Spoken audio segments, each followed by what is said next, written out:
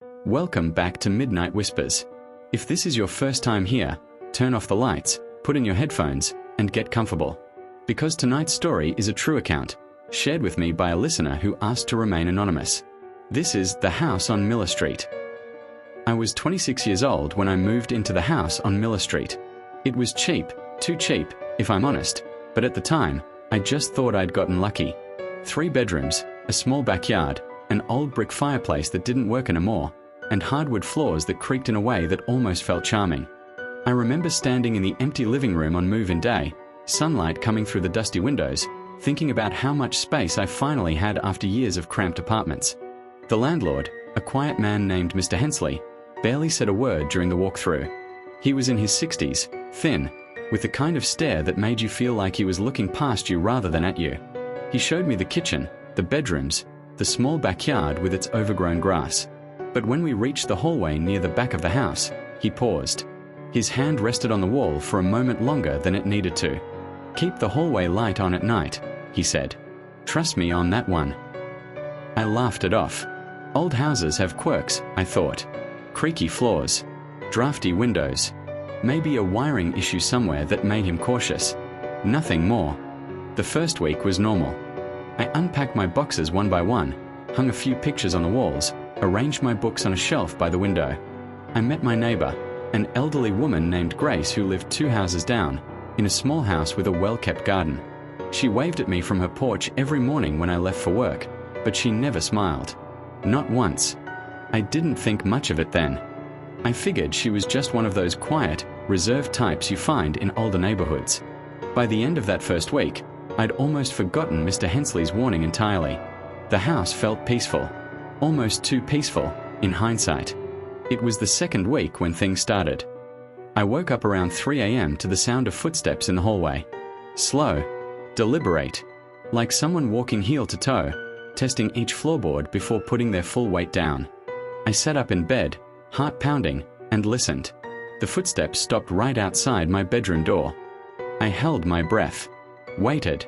Nothing else happened. No knock, no voice, no shadow under the door. After what felt like several minutes, I convinced myself it was the house settling. Old houses do that, especially in the cold. I forced myself back to sleep, though it took a long time before my heartbeat slowed down. The next morning, I noticed something odd. The hallway light, which I'd left on out of habit after Mr. Hensley's warning, was off. I checked the switch. It worked fine when I flipped it. No blown bulb, no faulty wiring that I could see. I chalked it up to a loose connection somewhere and made a mental note to call an electrician, though somewhere in the back of my mind, a small voice told me that wasn't really the answer. For the next few nights, everything was quiet. I almost let myself relax again. I started to think maybe it really had just been the house settling, and the light switch really was faulty. I even mentioned it casually to a coworker, laughing about how my new haunted house was giving me trouble sleeping. She laughed along with me. I laughed too. It didn't feel real yet. Then came night 3 of the second week, though by then I'd honestly lost count of exactly how many nights had passed. The footsteps came again, but this time they didn't stop at my door. They stopped at the end of the hallway, right in front of the small door that led to the attic. I remember lying there, frozen, listening to a faint creak, like the attic door had been pushed open just slightly. My mind raced through every logical explanation. Wind pressure, an old door settling on its hinges, maybe even a raccoon that had somehow gotten into the attic space. None of it felt convincing, even to myself. I didn't sleep at all that night. I lay there with my eyes open, staring at the ceiling, listening for any sound that might follow. None came. Just silence, heavy and complete, until the sky outside slowly turned grey with morning light. The next day, exhausted and unsettled, I finally worked up the nerve to ask Grace about the house. I caught her in her garden, trimming a rose bush, and asked if she knew anything about the history of the place. She went quiet for a long moment, setting down her shears and glancing at her hands before she spoke. "That house," she said, her voice low, "had a family living in it. Long before you. A mother, a father, and their little boy. Sweet boy. Used to wave at me from the window sometimes." She paused, and I could see something tighten in her expression. The boy used to sleepwalk. Bad habit, that. One night, he wandered up to the attic and never came back down. I felt a chill crawl up my spine. What do you mean, never came back down? They found him 3 days later, she said, her voice barely above a whisper now. Up there. In the attic. He'd been gone the whole time, and no one heard a thing. Not a sound. The mother told me, before she moved away, that she used to hear him walking the halls at night after that, looking for a way out, she said. Looking for a door. She couldn't stay in that house after what happened. Nobody stayed there longer than a few months since. Not since her.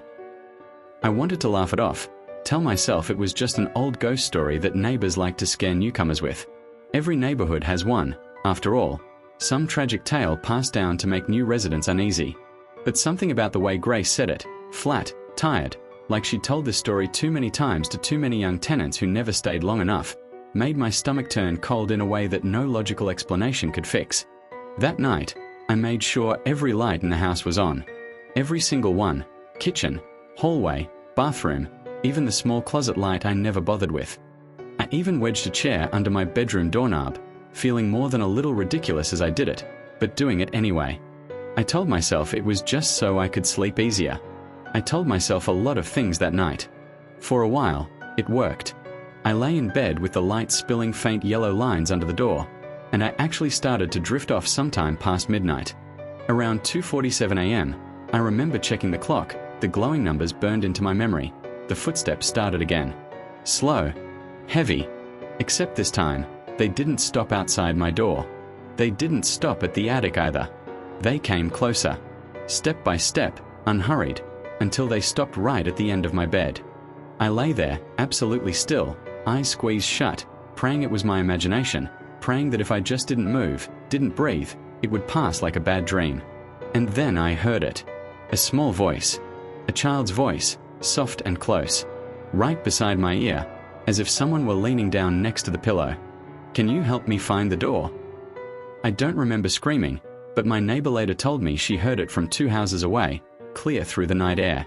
I scrambled out of bed, turned on every light I could reach with shaking hands, and called Grace at nearly 3 in the morning without even thinking about the hour. She came over without hesitation, like she'd been waiting for that call for a long time, like some part of her had known this night would come eventually. She didn't seem surprised when I told her what happened.